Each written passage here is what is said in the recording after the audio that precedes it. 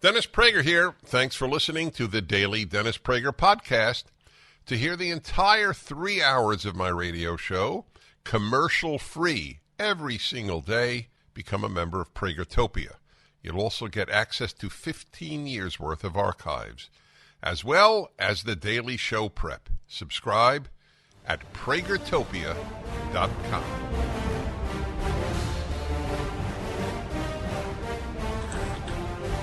Hello, everybody. Dennis Prager here being Pittsburgh, Pennsylvania. And I have a talk tonight in nearby university in Ohio, actually. I love Pittsburgh, one of my favorite cities. Good to be with you, my friends, as we watch the epic battle for civilization take place. I mention this almost every day because people don't believe it. Even many people who are not on the left don't understand that literally civilization is being fought over. And that is the case at this time. The loathing of Western civilization, the loathing of its basis, the Bible, the Judeo-Christian value system, it's beyond loathing. It is contempt. There is a contempt for it. If you say that you take the Bible seriously, you are considered a fool. And that idea has been transmitted to an entire generation. Indeed, 2 generations, maybe even 3, because it was transmitted to my generation, the baby boomer generation. Intelligent people don't take the Bible seriously. It's a fairy tale about some creature up in the sky. That's the way it's dismissed. Meanwhile, it's only secular people who say that men give birth.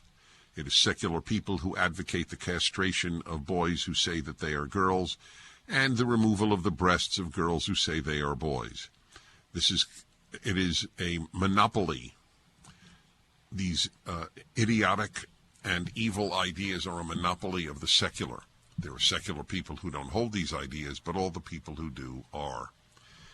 Here's a piece from the Federalist. Colorado's new trans tourism law beckons red state kids for trans interventions and abortions. Colorado Democrat Governor Jared Polis signed a new law last week to circumvent red state bans on abortion and transgender treatments, while Republican lawmakers ramp up protections for vulnerable teens caught in America's contemporary transgender craze. Polis aims to make Colorado a destination for impressionable minors to seek permanent procedures from puberty blockers to surgery. That's right, California and Colorado. I don't know how Colorado became such a weird state, morally weird. I don't care about weird that people wear sneakers on their heads. I'm not talking about that weird. I'm talking about morally weird. Yeah, you're 12 years old and your parents don't want you to have a hormone blocker because they know that you're a boy, even though you say you're a girl. This didn't happen 10 years ago, let alone 50, 100, 150, 200. It was exceedingly rare.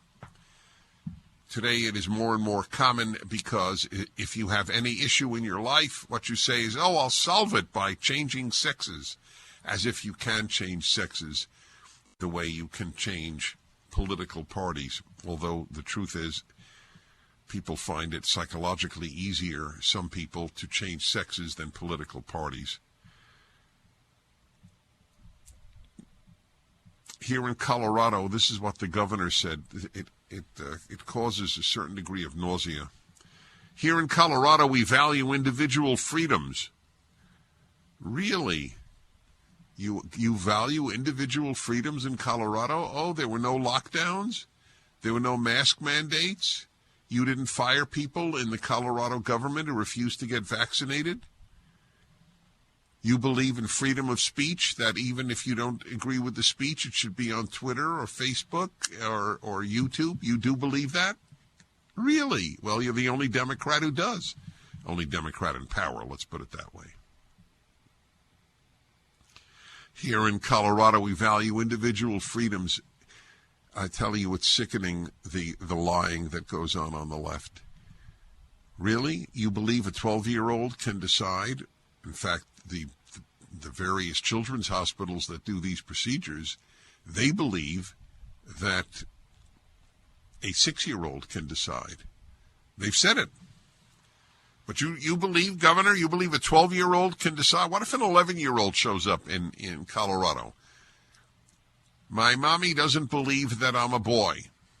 A girl shows up, she's 11. What will Colorado do? 10. Will they send them back to the parents? You can't vote. You can't vape. But you can decide to do incredible damage to your body and your psyche at 12? And that's what he calls individual freedoms, the governor of Colorado. The Democratic Party is vile. It is truly vile. President of the United States is a Democrat, and he has invited the guys with the bullhorns from the Tennessee Assembly to be honored at the White House. You should watch that video. Guy sneaked in a bullhorn into the chamber and egged on the crowd in the gallery. And they expelled him. And he's a hero to the left. These are heroes. I'm excited, wow, by the work of advocates and legislators to further Colorado's reputation as a beacon of freedom, a beacon of choice, a beacon of individuality where we live on our own terms. Really, the Democrats and the left are beacons of freedom, choice, and individuality. I wonder, I don't know the answer to this, but I wonder, how do they treat a doctor who differed with the Medical Association on hydroxychloroquine as an early therapeutic for a person with COVID? Really? You honor individuality? Is the University of Colorado at Boulder known for its free speech advocacy? Just asking. And I'm not being cute. I'm just asking. Senate Bill 23-188, signed into law Friday, opens the door for, quote, trans tourism, unquote, in the state, allowing minors to seek abortions or gender-affirming health care services. It's so interesting. It's gender-affirming and sex-denying. Of course, they invented the term gender. This is a complete invention. The word existed, but it never meant what they do. They distinguish it from sex. That's how they get around it. Oh, yeah, your sex may be male, but your gender is female. Like sex doesn't matter. Gender-affirming healthcare services. Well, we believe in sex-affirming healthcare services. Conservatives should answer that, or indeed every non-leftist. We believe in sex-affirming healthcare services, and they believe in gender-affirming healthcare services. That's a very important distinction that should be noted. Teens seduced by trans ideology in Kansas, where lawmakers are preparing to ban interventions for minors, may travel to Colorado for sterilizing procedures under Polis's protection with parental consent. Well, that's an interesting question. With parental consent, they're writing here in the Federalist. I'm not sure that they're right. I don't think you need parental consent. You don't if you go to California, by the way. You don't need parental consent if your state bans these procedures for minors. So I think, I'm not sure the article got that right. I'll have to look into that. Similar legislation is under consideration, as in Kansas, in Wyoming, Nebraska, Oklahoma, and Texas. Utah Republican Governor Spencer Cox signed a bill to bar underage transgender surgeries earlier this year, but included provisions in the legislation to make the new law toothless. He's an odd governor. I'll go into that another time. So this is what they're proud of.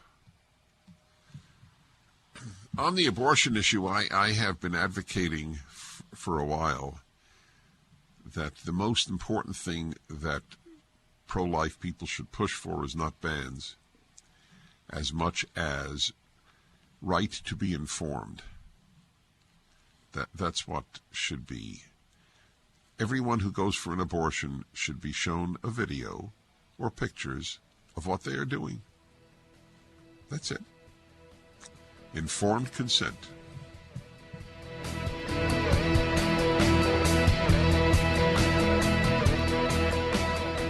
Natural disasters, airline cancellations and runway near misses, supply chain issues, inflation, rising interest rates, and sky-high government debt. This is Dennis Prager for AmFed Coin and Bullion. There's a lot in the news about what consumers cannot control, so let's talk about what you can control. You can control how you choose to invest and protect your wealth. That's why I choose to do business with Nick Grovich and his company AmFed Coin and Bullion. Now is a great time to own tangible assets like gold, silver, and platinum. With over 41 years experience and tens of thousands of satisfied clients, Nick will help you make informed decisions and show you smart choices, which have been proven winners time and time again. AmFed Coin and Bullion will sell you the right types of precious metals to get the maximum value for your money. Take control of your investments like I did. Call Nick and his team at AmFed Coin and Bullion at 800-221-7694. AmericanFederal.com, AmericanFederal.com.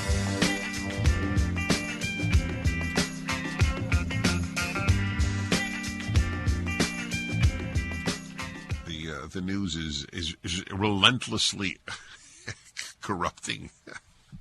What am I going to tell you, my friends? It's an astonishing time that we're living in.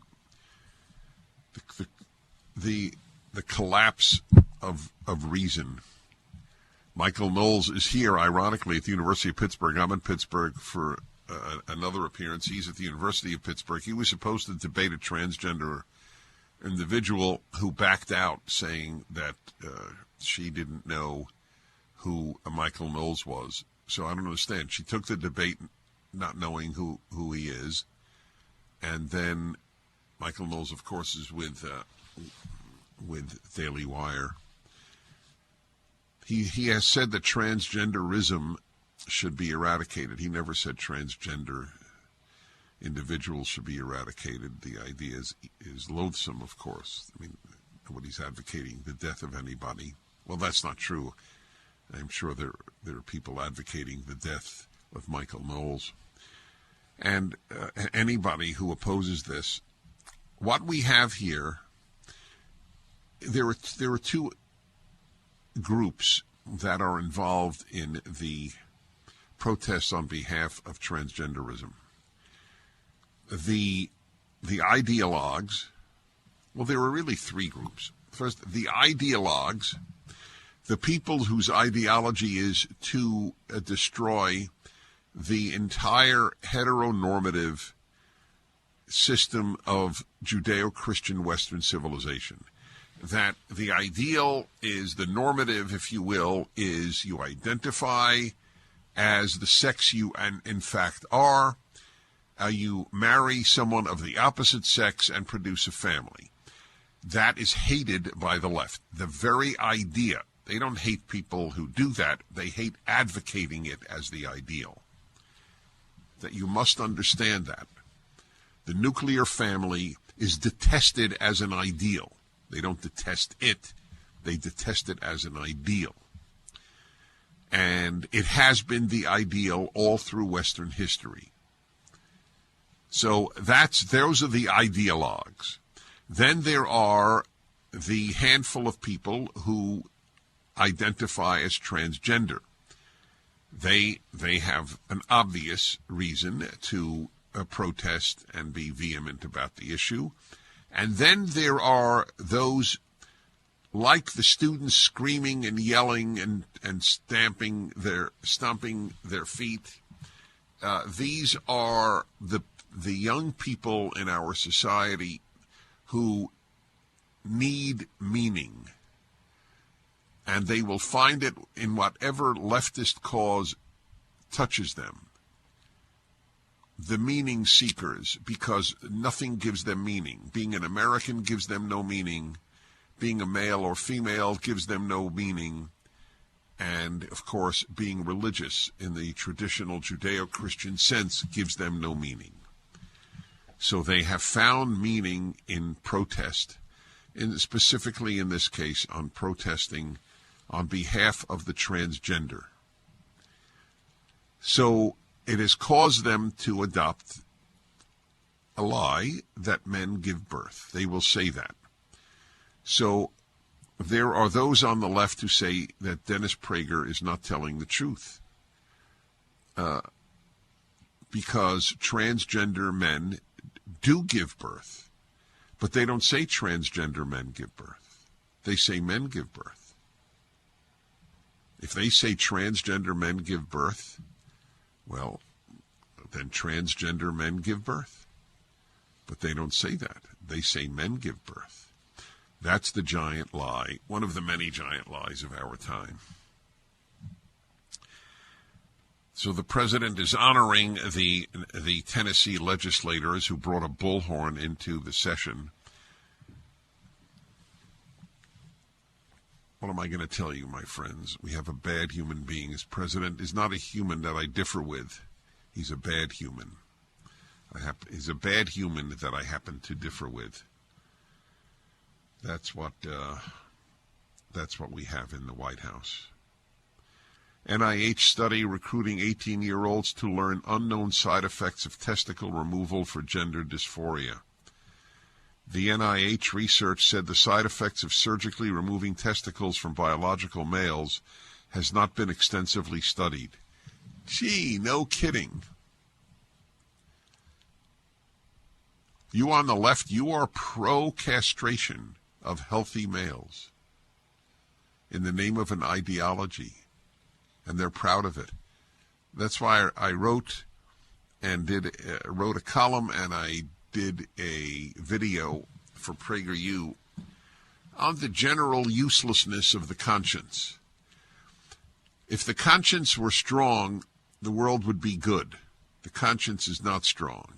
The conscience in most people is a function of what they tell the conscience to think. People tell their consciences what to think. Their conscience does not tell them what to think. They're not guided by their conscience. They guide their conscience by their feelings. To be for castrating males because they say that they are females, and then what exists once that's castrated?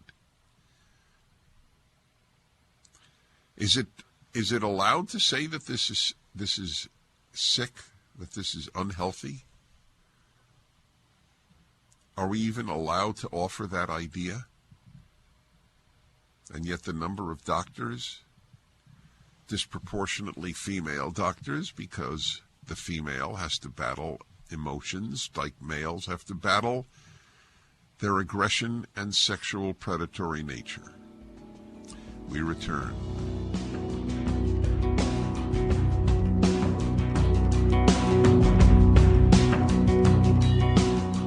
Just when you thought it couldn't get any better, Mike Lindell with MyPillow is launching the MyPillow 2.0.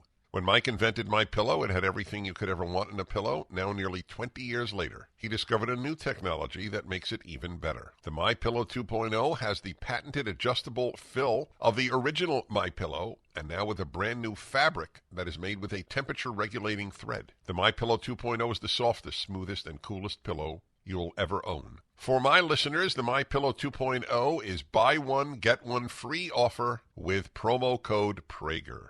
MyPillow 2.0 temperature regulating technology is 100% made in the USA and comes with a 10-year warranty and a 60-day money-back guarantee. Just go to MyPillow.com and click on the radio listeners square to the buy one, get one free offer. Enter promo code Prager or call 800-761-6302 to get your MyPillow 2.0 now. I have Alex Epstein, author of Fossil Future, Why Global Human Flourishing Requires More Oil, Coal, and Natural Gas, Not Less. He is the presenter of this week's PragerU video, Fossil Fuels, The Big Picture. Alex is a fighter. Alex is a truth teller, and it is a delight to have you on again, Alex. Alex, do they ever... Yeah, with pleasure. Alex, do they ever invite you for debates? I would say I force debates. I don't know who. Nobody is inviting me for debates at Greenpeace or something like that, or the Sierra Club fundraiser. I think it would be a pretty failed fundraiser if I were invited to debate. I mean, tomorrow though, here's an interesting thing. There's this event in Dallas called Earth X, run by a guy named Trammell Crow. And the Secretary of Energy, former Secretary of Energy, Rick Perry, helped organize an event. And it's going to be him interviewing me and then the Texas state climatologist, who's somewhat of a climate catastrophist. So that's not exactly a debate, but I think it'll be really interesting for people to see what happens when we square up against each other. You're on the same stage together? Yeah, we're on the same stage. So Secretary Perry or former Governor Perry is going to be moderating or discussing. And then, yes, it's me. And we're on the same stage all together. And the Texas state climatologist. You know, it's interesting. They say all the time that people like you, and for that matter, Prager, you and me personally and others, that there's money in it if you defend fossil fuels, or if you just take issue with the hysteria over existential threats to human life. Just review for a moment the ratio of money available to the hysterics versus the anti-hysterics. You know, there are different studies on this, and some say 4 times, some say 10 times. I don't think it's anywhere near that low. I think, on the order of 100 times. You just let's look at what is the most popular political view in the world today.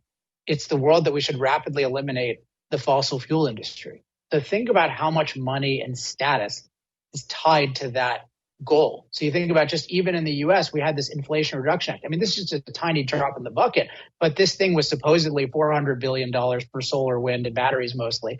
I documented recently on energytalkingpoints.com, it ends up being trillions of dollars. This is trillions and trillions of dollars. Look at every major financial institution, almost leading corporations. How much money is in this? And then just the whole, you can't even talk about the money though, because it's the whole co-opting of the educational system. And so it's just everybody's job and status is tied to supporting the anti-fossil fuel movement. So it has what I call a moral monopoly, or it has had it. I think I've started to break it and others have started to break it.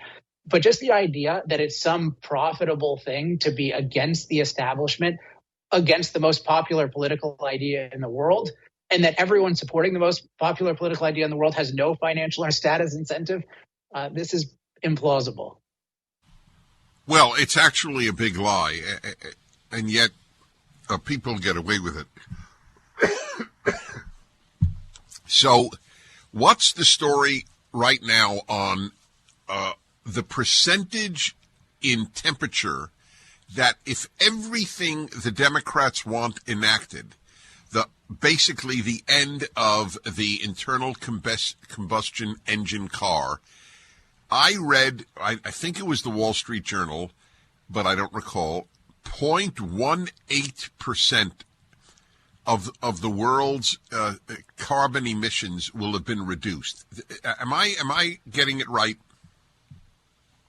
No, it wouldn't be that of the emissions. So you can think of the U.S. as something like 1/7 of the world's CO2 emissions. So if we eliminated all of our CO2 emissions, which I want to highlight, that means all of us dying. I was just talking about cars. If the elimination of the car as we know it would be that. What percentage of the world's emissions would that affect? It depends on even what you consider a car, right? Like transportation right now is about fossil fuel based transportation is 25% of U.S. energy, right? So round numbers, if you're saying the U.S. is about 15, so you're talking about it's 4% of the world's energy, something like that. Right. So it would be, even from their perspective, essentially insignificant. I don't want to put any words in your mouth. Is that accurate? Yeah. I mean, I think there's something to this argument, but I think the real thing is they're claiming that, everyone is going to follow suit. And I think this is where we should take issue, because if we're just committing a unilateral sacrifice and harming our mobility, destroying our standard of living, which just getting rid of the internal combustion engine totally destroys your standard of living, no question, right now at this point in economic history. Then is China going to follow suit? Is Russia going to follow suit? I mean, we know this is not true already. China has more new coal in the process of being built than we have total coal in the United States. So this is just a total self-indulgent fantasy sacrifice. I'm going to come back to Alex Epstein. Fossil Future is his book, but we're having him on in particular because he's the latest PragerU video. Fossil Fuels, the Big Picture. It's up at PragerU.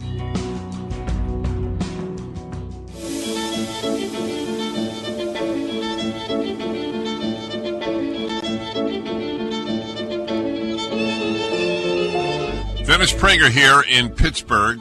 Alex Epstein in Dallas. Alex Epstein is one of the foremost experts on the whole issue of fossil fuel, carbon dioxide, etc. He believes, as I do, that we are living in the age of hysteria, that there is an existential threat to human life and biological life generally from carbon dioxide as much as men give birth. I don't want to put words in his mouth. That is how I would put it. We are living in the age of the absurd. And I have a view as to why we do. Not everybody who agrees with me that it is the age of the absurd agrees on the etiology.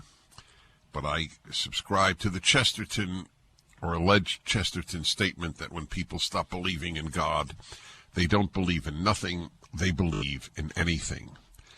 And the world is coming to an end is an example. Why don't you, in a nutshell, Alex, because people need to hear this over and over, why don't you make the case for why you reject the idea that there is an existential threat to human life from carbon dioxide? All right, well, let me say, so we could have a discussion. So I don't agree with the Chesterton thing, at least not in this context, because I'm not a religious person, and I don't think it requires any faith to see that.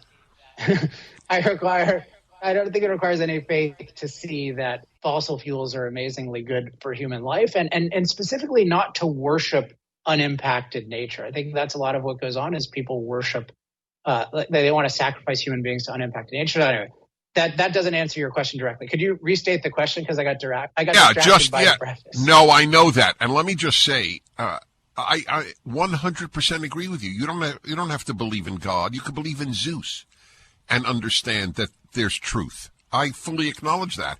But in fact, and I don't want to debate this with you, only I would love to because I so admire you, but I don't want to get distracted. I'm just saying what I believe the societal, not any given individual, the societal acceptance of absurdity, it does correspond to the fact that we have abandoned Judeo-Christian principles. I agree with you. You don't need those principles in order to understand truth. I agree with you.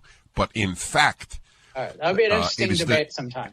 Yeah, no, we should do it. It would be very good because people like you are my allies, and I am your ally. We only differ on what the cause of the absurdity is, not the absurdity. So that's why we're allies and why it matters. Okay. So I'm asking you to give a brief synopsis of why you, who would like to live a long life and want others to live a long life, are not worried as the climate extremists, which is now the norm, are. In other words, why isn't it an existential threat? Well, let's just look at this, and this is what the video does. And I got a really nice message from a former politician who said something like, I just posted this on Twitter at Alex Epstein. Like, he said, your new PragerU video, your 5-minute PragerU video, will save the world. Which, I hope so. I think it is a really good video. I think it's by far my best video that I've done. And I think the core of why it's effective is it gives a very, very common sense way of thinking about the issue that nobody can dispute and that yet almost nobody follows. And I think it'll encourage people to follow it.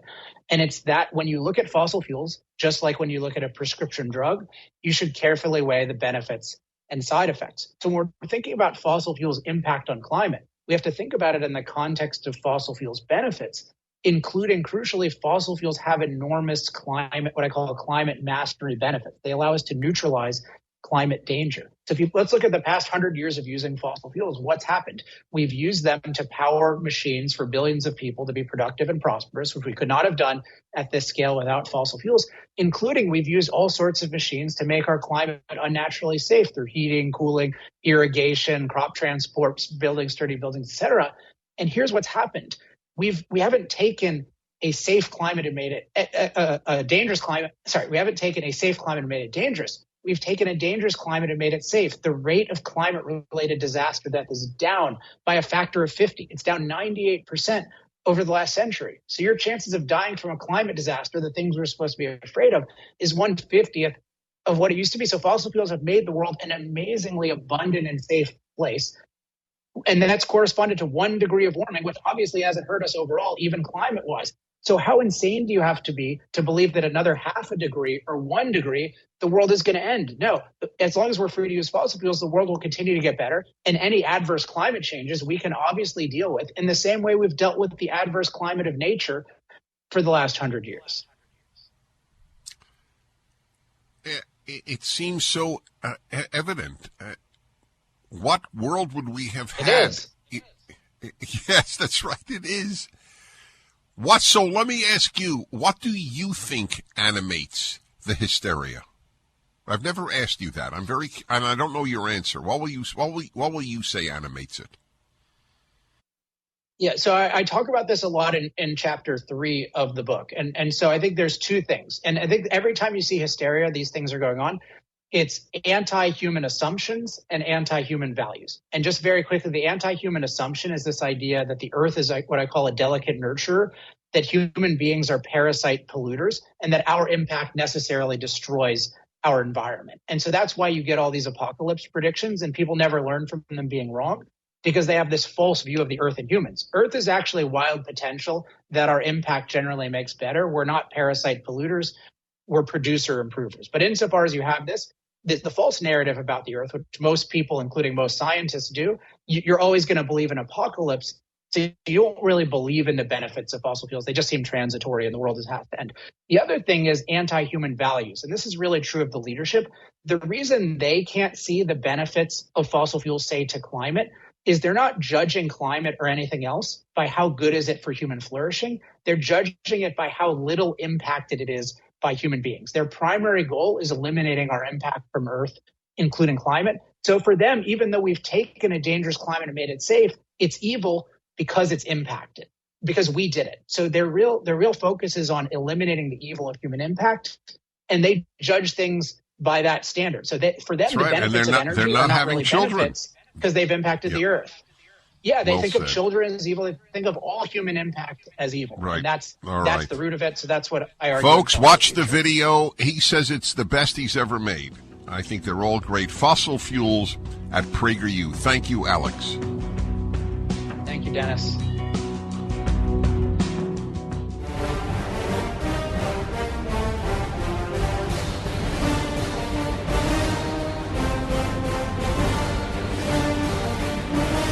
Hello, everybody. Welcome to the Dennis Prager Show, coming to you from Pittsburgh. I have a speech tonight at Franciscan University in Ohio, which is across the border here.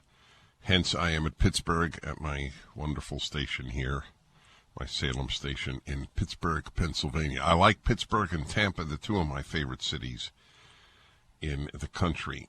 There's a big difference between eastern Pennsylvania and western Pennsylvania. Western Pennsylvania is America that has not gone crazy. think that's the way to put it. There are people who have gone crazy here. In light of this topic of gone crazy, incidentally, there is an interesting piece that I just had up that I'd like to share with you. Here it is, yeah. It's a piece in the Federalist. Your doctor asking for your pronouns isn't just annoying, it's a sign of the industry's decline. That's right. Last summer, I went to establish care at a new doctor's office, writes L. Purnell, this woman. Incidentally, by the way, just as a parenthetical note, when you meet somebody, let's say you're in a restaurant, and the server, take a neutered term, which is done purposely in the neutering of the human species, used to be waiter and waitress, now it is server. You know why, right? After all, you would think server is more demeaning than waitress or waiter. I'm here to serve you. Ooh. I don't know why that isn't sort of like master bedroom and isn't eliminated. But what they've wanted to do for years is to neuter language as much as possible. But when you do have your server come over, and you always, well, unless it's dubious, 99.9% of the time, you make an assumption that it is a man or a woman. So if you would like something, sir, can I trouble you, sir? Right? Now, did you ask this person what their preferred pronoun is? What gender they identify with? On what grounds did you make that assumption? Why is that still allowed? I wouldn't be surprised if there will be an effort now to have people no longer say that. After all, you can't say boys and girls at Disneyland. You can't say ladies and gentlemen on airplanes. I don't know if you're aware of that. It's gone. Hello, everyone, or all our passengers. The British tube dropped the ladies and gentlemen years ago. Because they're not just ladies and gentlemen on the tube. They're ladies and gentlemen and other. Yes, a major number. Yet, in the course of your life, you almost never come across an other. Did you ever say to a waiter, sir, can I trouble you for another coffee, a refill, please? And were you ever told, I'm sorry, you've misgendered me?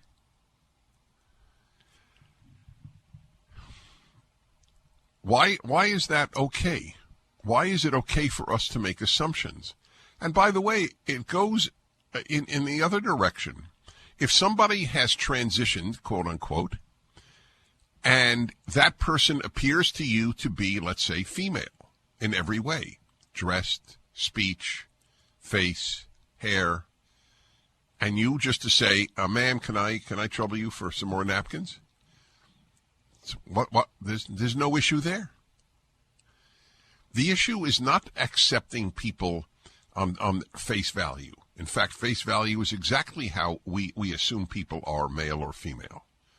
The issue is that we are told there's no such thing as male-female, that it is purely subjective. That is why Michael Knowles is fighting transgenderism, not transgendered people. Last summer, this woman writes in the Federalist, I went to establish care at a new doctor's office.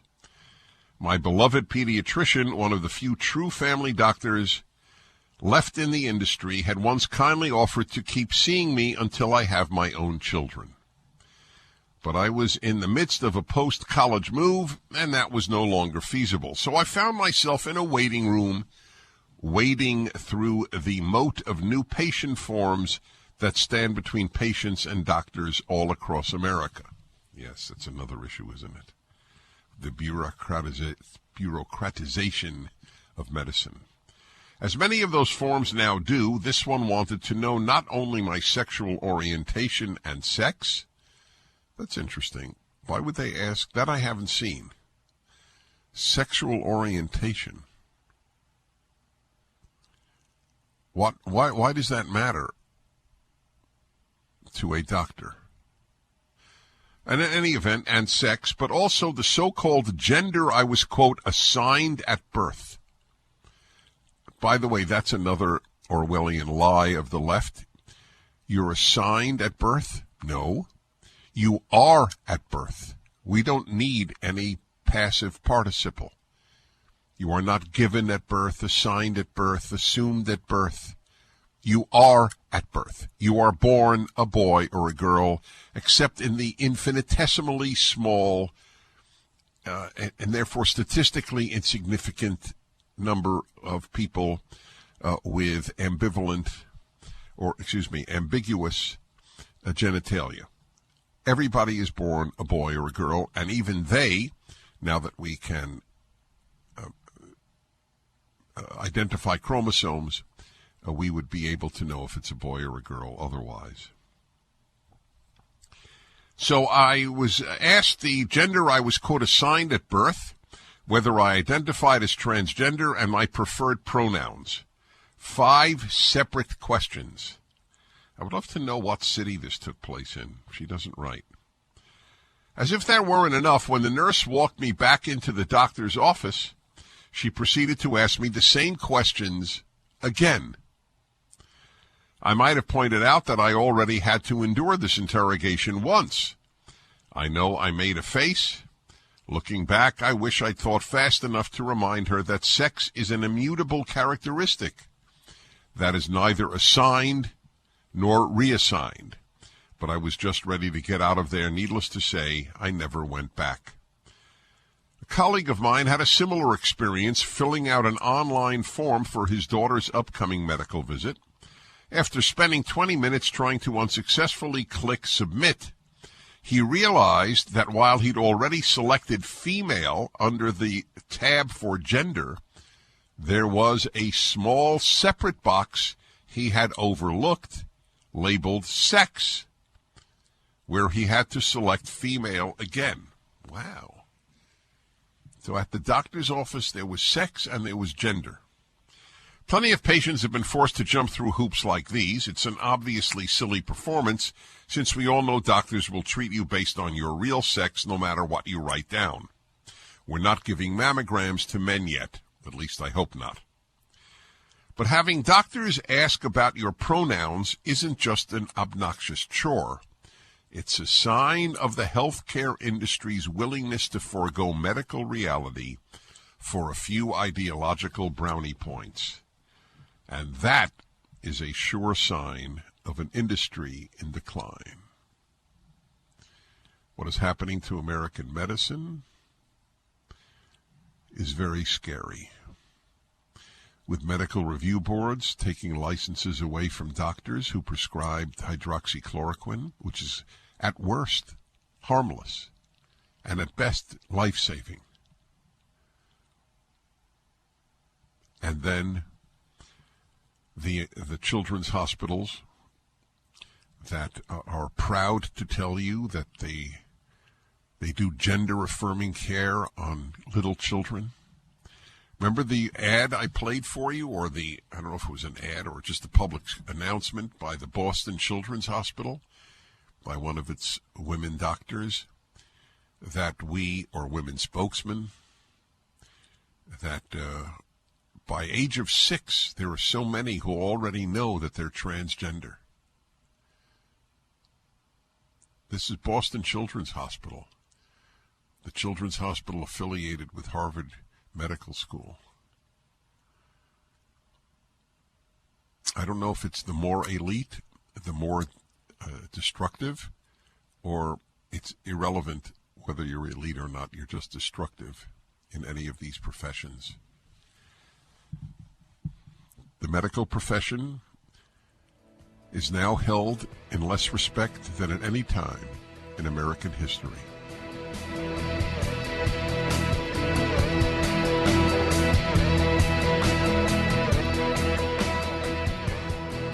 Because you're mine.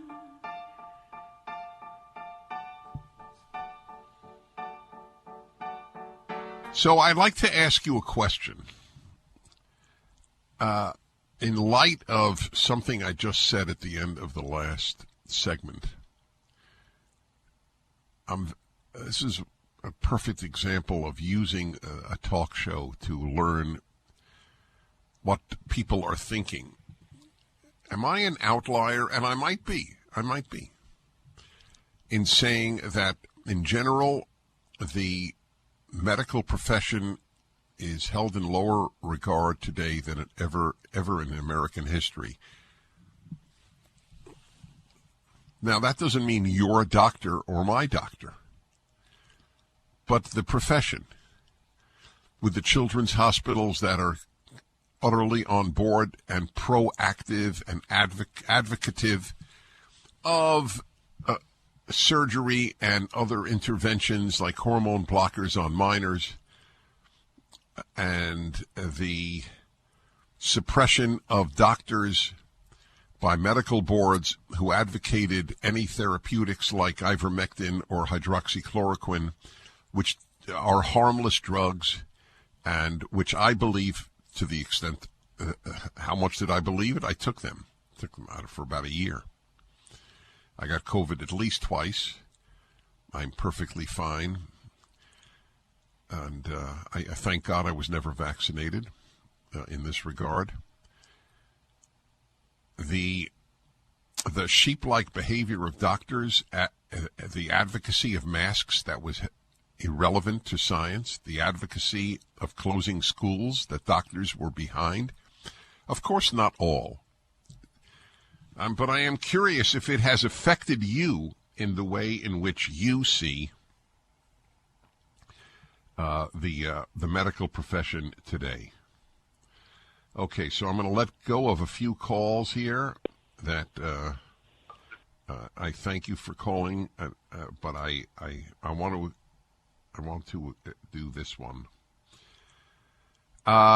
Eric in Fort Worth, Texas. Hello. Hello. How are you today, Dennis? I'm well, thank you. Okay, so here's the deal with sex and gender, as I found out. If you search the net, you can find this out yourself. Sex, as you say, is, you want to call it assigned, or you are at birth, male or female. Then, as you grow older, you can decide about what gender you are. Do you understand what I'm saying? Well, not only do I understand it, I have been explaining that for about 5 years. Perhaps you're not a regular listener. I know exactly what you're saying. Okay, so what you have said, I just said earlier on today's show. I know the difference, but they made it up. They made that up. Well, gender was a made-up term for subjective sex. Well, it's something that's happened since the 1950s, where you're kind of stuck in the 1950s, I feel like. Yeah, in terms of truth, I am stuck in the 1950s, 1850s, 1350s, and 50s. You sound like you are stuck in the modern age that denies truth. No, we're not denying truth. We're really? Do you believe, would you say you're expanding truth? I see. Do you believe that men give birth? No. Oh. Because do you know that at every university in this country they say to kids that men give birth? Do you think that that's a problem? If you're talking about sex or gender, you have to just define which. No. I'm sorry. They say men give birth. They don't use the word sex or gender. That is the phrase. If you don't believe men give birth, you're a hater. Okay, but if a woman transgender into a man, that man can give birth. So therefore, but you just said to me you don't say men give birth. Well, it's a lot of it's semantics. Semantics are everything, okay? Don't either you say it or you don't. In other words, you said to me I'm stuck in the 50s with regard to truth. I said you're stuck in the 2020s with regard to non-truth. Would you say men give birth? And you said no, you wouldn't. Now you say it's just semantics. I wouldn't say that if you're assigned at birth as a male. Okay, all right. It's not a trick question. would you say men give birth? If you deny men give birth on an American campus today, you are considered a hater. Well, I don't consider, there's two different things. A person that's assigned at birth as a man can't. You're not born a man, you're assigned. It's like you're assigned a certain bed in the hospital baby room. It's a little more complicated than that. No. Okay. I don't understand what that means. It's a little more complicated, but unfortunately, we have to take a break. I'm pleased that you called. It was a very actually interesting call. If you believe that there is objective truth in any of these matters, you're stuck in the 1950s. Maybe the 1950s had a greater veneration of truth than the 2020s. Is that possible? But I understand the sentiment, because there is this belief that the modern period, contemporary period, is more wise, more bright, more enlightened, more moral than any period that has preceded us. Look around. You think that's true?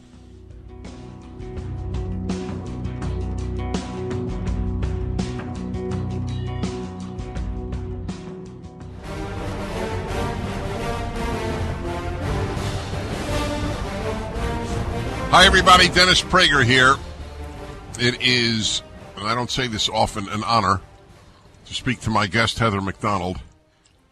She's a gift to this country. She's a lover of truth, and she's a fighter. It's not enough to love truth, although that already puts you in a minority, and I mean that literally, of human beings. But she fights. Her latest book, she's, by the way, at the Manhattan Institute, contributing editor to the Great City Journal. Book just came out, When Race Trumps Merit. Get that? When Race Trumps Merit. You would think it's a book about the Ku Klux Klan or about Jim Crow laws, right? That's when race last trumped merit. When bona fide white supremacists were in charge of anything. And now the left has mimicked everything about the racists of the past. They believe race trumps merit, just like they did in the past. How the pursuit of equity sacrifices excellence, destroys beauty, and threatens lives.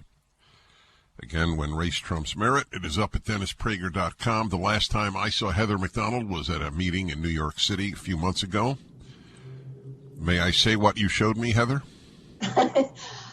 I'm going to say it because I'm still so proud. I was wearing my PragerU video socks with the very orange accent, which I otherwise would not have chosen, but if it's PragerU, I'm going to wear them. And here's the topper, folks.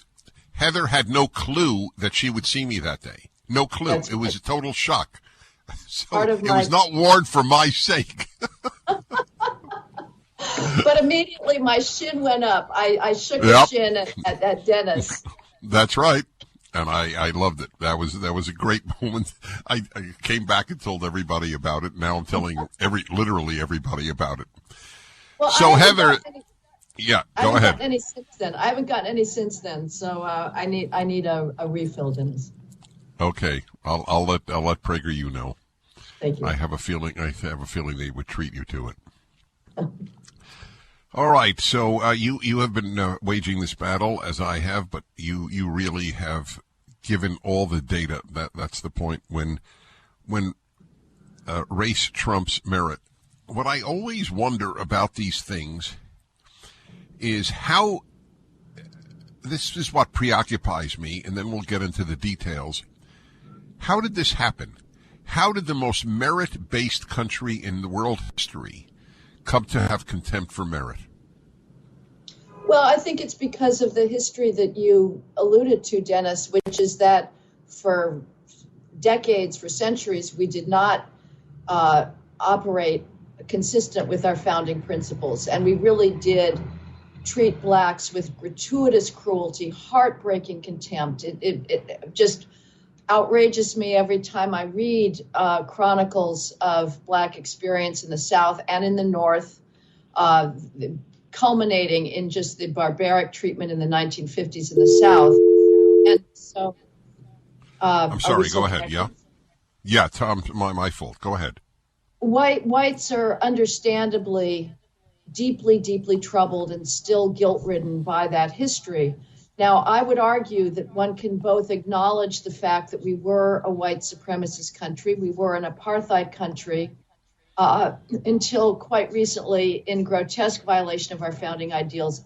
And I will at the same time assert without qualification that we are not that country today. We are not. There is not a single mainstream institution, Dennis, in this country, as you alluded to, that is not working on behalf of Blacks, that is not exercising huge racial preferences in favor of Blacks to try to hire and promote as many as possible. Americans today yearn to be post-racial, especially white Republicans. They're probably the most post-racial group in the country. They've had one love affair after another with Black politicians, whether it's Ben Carson or Alan West or Alan Keyes, Herschel Walker, it goes on and on, Condi Rice, Colin Powell. What matters to conservative white Republicans is your values, not your skin color. Nevertheless, there's a significant portion who are still guilt-ridden, and they are susceptible to what is now simply a race hustle. And they are willing to destroy the standards of Western civilization in order to avoid the phony charge of being racist. Yeah, so are you, and this is truly just a question, I don't have an agenda here, are you saying that it is primarily concern for Blacks, or is it a disdain for Western civilization's standards, or 50-50? I haven't thought about that. My initial reaction is to split the difference and say it's both. I think the willingness to tear down our standards and to impugn medicine, mathematics is racist. I mean, how absurd is that? And yet the leaders of medical profession, the leaders of the mathematics profession, our STEM journals, our STEM agencies in the federal government have all proclaimed that the extraordinary Enlightenment professions that is their privilege to curate are racist. So yes, it is contempt for Western civilization, but I think it is also a misplaced concern for Blacks, the belief that they, and of certainly the MAGA hat-wearing Republicans, are continuing to oppress Blacks, and they, I think, sincerely believe, I mean, we all ask ourselves, can they really possibly believe this? Do they really believe that lowering standards and letting students into academic universities who are not competitively qualified is helpful? I think they actually believe that it is helpful and that they are the only thing standing between Blacks today and a resurrection of the Ku Klux Klan. So my take is very similar, but I just want to amplify it for just one moment. I think that disdain for the West is at least 50%. And I'll give you my example, because you and I are sort of outliers even among our peers in our preoccupation with classical music. The former New York Times chief music critic, Anthony Tomasini, wrote that we should never think that Western classical music is the best music. Who's to say that Beethoven's Third Symphony is any better than Indonesian gamelan music? So that had nothing to do with American Blacks. So it's on that basis that I think that the two aspects, the contempt for the West and a theoretical wanting to help Blacks, are at least evenly tied for motivation. My response to that, Dennis, would be that Tomasini would not have made that statement if we did not have our ongoing racial disparities. And if our elites did not feel guilty about the fact that our traditions are not diverse by contemporary standards, are not, that classical music composers in the canon are not 13% Black, and that today our orchestras are not 13% Black. So I don't know the context of Tomasini's comment, but my guess is none of this would be happening if we did not have these ongoing racial disparities in terms of representation in meritocratic institutions and overrepresentation of Blacks in prison. In the terms of the criminal justice system, if Blacks weren't overrepresented in prison, the basic attitude would be throw the bums in jail and throw away the key. It is only because Blacks are overrepresented in prison that we have criminal justice reform, and it is only because we don't see Blacks proportionally represented in our meritocratic institutions that we're saying that science is racist. Mm-hmm. So you think the animating impulse is guilt over prior treatment to Blacks more than it is a disdain for the West?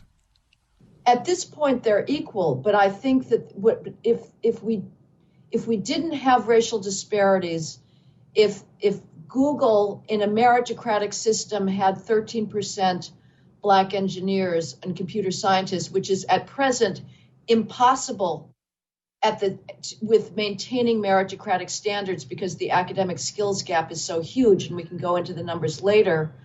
If we didn't have disparities, I don't think we would have turned on Western civilization. We only turned on Western civilization when we started noticing disparities and feeling guilty about them. But at this point, it kind of doesn't matter because... No, I agree. I so admire your thinking. I was curious how you explain it. All right, let me just remind people, When Race Trumps Merit is the book. How the Pursuit of Equity Sacrifices Excellence, Destroys Beauty, and Threatens Lives. We'll get into all three of those with Heather McDonald.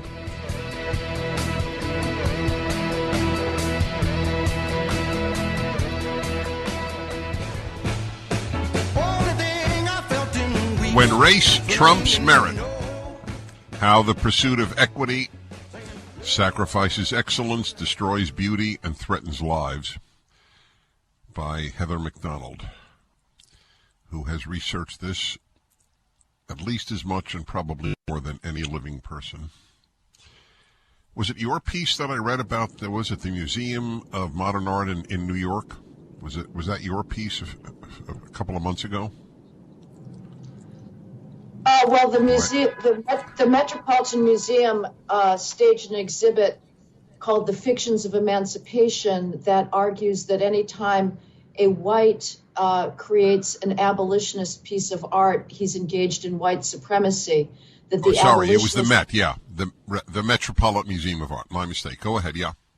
Yeah, I mean, this is just appalling. The Metropolitan Museum is basically willing to throw out every single tradition of art in order to make the argument that a white artist sculpting with extraordinary humanity, sensitivity, and empathy, a Black woman who's enslaved, in order to make an abolitionist, emancipationist work of art, that sculptor is in fact simply trying to oppress Blacks. The Met staged an entire show around that thesis. The title sort of says it all, called The Fictions of Emancipation. And if anybody needs a translation, what the Metropolitan Museum of Art is saying is that emancipation was itself just a ruse and a fiction. So this is typical. You have now museum directors turning on Western art itself, saying that everything is racist. If you're an abolitionist, you're a racist. It's simply amazing, Dennis. Well, what's amazing is that people whom you would have thought, after all, to become a curator of a major art museum, you presumably, at the very least, have to love art. Right. But they don't. Not anymore. I'm astounded. These people are the most privileged individuals in history. They have been given the incredible privilege of curating the greatest civilization, the most sublime works of beauty, of accomplishment, of understanding into the human condition, of being able to portray the landscape in ways that allow us to see it through new eyes. And yet they have now declared that their mission as museum leaders and curators is so-called anti-racism. And what that means is turning on the history of 5,000 years of art, as Max Holein, the director of the Metropolitan Museum of Art, has announced. It also means, in the case of the Art Institute of Chicago, one of the great art museums in the world, I recommend that everybody go see its little corridor of 18th century pastel portraits, Rococo portraits. I have on my smartphones a pastel portrait. You would like it, Dennis, of an extraordinary violinist with the most ironic modern glance. But the Art Institute got rid of all its docents who were providing Chicago's school children tours and lectures and understanding of the Art Institute's collections at no cost to the Institute because those docents were white. That is the only reason, and the museum did not deny this. The only reason that the docents were sacked was because they were white. This is part of a wave of white culling that is going across our institutions, whether with regards to living individuals or past individuals whose only sin at this point is being white. But that's not racist. That's the Orwellian aspect. So I want our listeners to understand people who curate these museums, the directors, the curators of these museums of art, are in effect saying that they have devoted their entire life to racism, to promoting racism. Do they ever look in the mirror and wonder, how did this happen? I entered a field which is saturated with racism, and that's what I do when I'm not at home every day of the week? That's the big question we all have, Dennis, is do they really believe it? I get asked this all the time, and I don't have any insight, but I'm going to use Occam's razor and assume that they do. That's the simplest explanation rather than they're living in this constant charade. I think that they are so committed to feeling that they are superior to everybody else that they believe it, even though presumably when they started art history school decades ago, they didn't believe it, because this hatred of the West did begin in academia. Already in the 1980s, you had art history departments deconstructing art, saying that, it's all about simply class, propping up the power of the wealthy patrons of art. But it got worse and worse. But museums took a while to catch up. But I think now they do believe that. And it just makes them feel virtuous. But it is absolutely tragic because, Max Holein has said that he's going to do an anti-racist narrative. He says our museum now is all about narratives. We have 5,000 years of art here, and we're all about anti-racist narratives. Here's the reality, Dennis.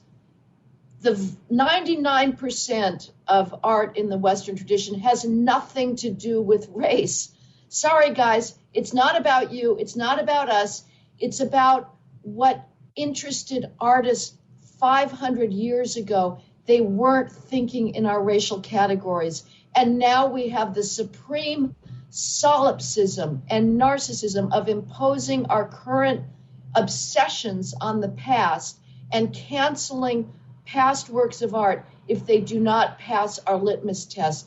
That is profoundly self-centered, narrowing, and limiting, and it prevents us from expanding outside of our petty selves into something much greater than ourselves, which is the artistic vision of these great artists of the past, whether it's painters, printmakers, composers, theater writers. It's a tragedy, and we are preventing students from If I learning. asked this, Heather, if I asked this, who was the one in Chicago you're talking about now, Lane? Chicago is James Rondeau, who's a total fool, and I can back that up. Read the chapter on him. It spent me hours. I took hours trying to transcribe a speech he gave at the Des Moines Art Institute, and I spent hours getting down every So please read this statement and see what our contemporary museum leaders actually sound like. I want to push it as if it were my own book. It's so good. When Race Trumps Merit, How the Pursuit of Equity Sacrifices Excellence, Destroys Beauty, Threatens Lives. I'm going to talk about threatens lives when we come back. You're listening to the Dennis Prager Show with Heather McDonald. I'm Dennis Prager with Heather McDonald. Book just came out, When Race Trumps Merit. The subtitle, How the Pursuit of Equity Sacrifices Excellence, Destroys Beauty, and Threatens Lives. So, onto the threatens lives aspect. You concentrate quite correctly on the amount of murder, which is as life-threatening as it gets, clearly. Attempted murder, and that has increased in the pursuit of equity, and therefore, since blacks are disproportionately represented as violent criminals who are incarcerated, we need to stop incarcerating as much as we have. So therefore, more people will hurt people. I want to, though, talk about the threat to lives. When we get to that, obviously, but I want to throw one at you, and I haven't finished your book yet. I have it in 3 editions, I might add. I have it in Kindle, I have it in Audible, and I have it in hardcover. I just wanted you to know that. There is no, if you put it out in Braille, I would buy it. I'm curious about the Audible, because I was worried about the pronunciation capacity of the reader, so I haven't heard it yet. So I'm a little worried about whether she took on the Schiller in German or her French pronunciations for the artist names. But well, you can imagine how I feel. So my reader is confronted with all these Hebrew words in my Bible commentary. So exactly. I totally identify.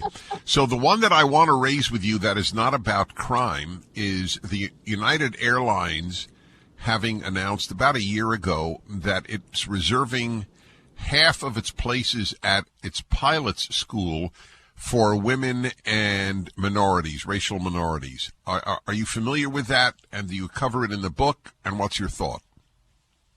No, that got so much coverage already, but it's absolutely, that I didn't cover it in the book, but it's absolutely standard. I mean, that's in a nutshell what's going on in medical schools. We all worry about a pilot being promoted on the basis of the trivialities and irrelevancies of sex or race. Same thing, doctors that are now being pushed into medical school based on race, not academic qualifications, and being pushed through medical school based on race or sometimes sex rather than medical qualifications, and into hospitals. So this is happening everywhere, and people should really start paying attention and demand an end to the race hustle and the lowering of standards in the name of diversity, and say we are going to apply our standards, whether it's for pilot school or medical research, and let the chips fall wherever they may. The standards are not racist. The standards are not the problem. When you say people should say this, what exactly do you mean? Because I get this every day, and I completely empathize with the person asking this. In other words, I feel their pain, and not in the Clinton sense, but in a genuine sense. What should the average individual do? Well, the average individual may not have that much power, but anybody who has a public platform should be fighting back against the charge that any institution that is not racially proportionate is per se racist. And we should have the facts at our fingertips to explain why you cannot have meritocracy and diversity at the same time. The average person, if you're in a conversation with a colleague or a friend who insists on the systemic racism argument and is arguing that medicine is racist because there's not 13% black faculty members in medical schools, or we have racial disparities in health outcomes, we can start locally. Arm yourself with those facts that explain the academic skills gap and how it's, again, you cannot have meritocracy in medicine and have diversity at the same time. If you want diversity, you're going to have to sacrifice meritocracy. Everybody can do that. Everybody can issue that in a tweet or on their Facebook page or what have you. The book is When Race Trumps Merit. Heather McDonald, back in a moment. I think you should know you saved my life. I don't think you realize what you've done for me. I'm speaking with Heather McDonald, author of many terrific books, and of course the latest, which is a major achievement. And I want to get to the my copy here, as I was bragging that I have it in every format it's made. When Race Trumps Merit, How the Pursuit of Equity Sacrifices Excellence, Destroys Beauty, and Threatens Lives. So I was talking about the airplane pilot decision, and your chapters on the threatened lives are primarily about the crime issue. I'm going to ask a question because of my belief that truth matters, not because of any other reason. Is it fair to say that on any given day in any random street, that statistically speaking, a white individual has more to fear from a black attacker than a black from a white attacker? That is absolutely the case, Dennis. If you look at the entire universe of interracial crime between blacks and whites on the one hand and whites and blacks on the other, blacks commit about 85% of all interracial crime.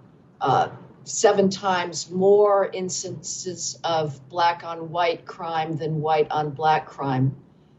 That is, of course, the exact opposite of the narrative. It is amazing.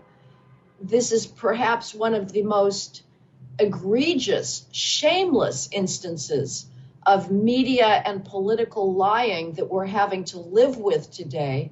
We're now following the shooting of the boy in Kansas City, Ralph Yarl, and the usual maudlin outpouring that this is how black people die, that whites are gunning down blacks all the time. The reality is, so we have a new while black hashtags. We used to have driving while black. Now we have, from the mayor of Kansas City, in the wake of this Ralph Yarl shooting, existing while black. Well, I'm composing at this very moment a while white list of the amounts of assaults, murders, shootings, beatings up, bullying blacks on whites. And I apologize to your delicately sensibility listeners, because it is very unusual for whites to talk with this degree of frankness, and it makes many people very uncomfortable, Dennis. But the fact of the matter is that the vast majority of interracial violence is blacks beating up on whites and beating up on Asians. And we've all seen those videos of elderly Asians being absolutely pummeled, stomped on by black teens. And yet the degree of racial ideology and bad faith is such that we go around pretending that the problem is white supremacy. It is simply stunning. Yep. Do you get to go to college campuses, and what happens? People, you know, I have the same experience as you do, Dennis. The mob goes berserk. It is really something to be in the face of or in front of the student mob and to feel directly the degree of irrationality, of self-pity, of maudlin hysteria coming out of these students, and knowing that the adults on campus are doing absolutely nothing to correct that hysteria. They are encouraging it, and every year these colleges are belching forth another 100,000 or whatever the numbers are of students that are absolutely indulging in self-pity and are seeing the world through utterly distorted lenses. Where was the last place you spoke? And did you actually get to finish your speech? I can't remember the last one. It may have. Well, I was at MIT last month debating. And go on. That was a debate on whether to abolish campus diversity bureaucracies, but that was mostly, the audience was mostly MIT alums. There were very few students there. So yes, that debate I continued, and people can find my opening statement on the web of the great MIT debate. So that was, but the students basically were not there. And before that, I don't remember whether it was Holy Cross, but that was a walkout. Holy Cross was a walkout by students who tried to first take up all the seats in the auditorium, and then as I was discussing Renaissance humanism and Petrarch, they all decided that was the moment to leave, because my thesis was that as college students, they were the most privileged individuals in human history because they had at their fingertips the thing that sold his soul. All right. For, We got a break, and I got to say goodbye. You're a treasure in this country. When race trumps merit, folks, it's hard to put down. When the pursuit of equity, thank you, sacrifices excellence, destroys beauty, and threatens lives. When race trumps merit. Dennis Prager here. Thanks for listening to the Daily Dennis Prager Podcast. To hear the entire 3 hours of my radio show, commercial-free, every single day, become a member of Pragertopia. You'll also get access to 15 years' worth of archives, as well as the daily show prep. Subscribe at pragertopia.com.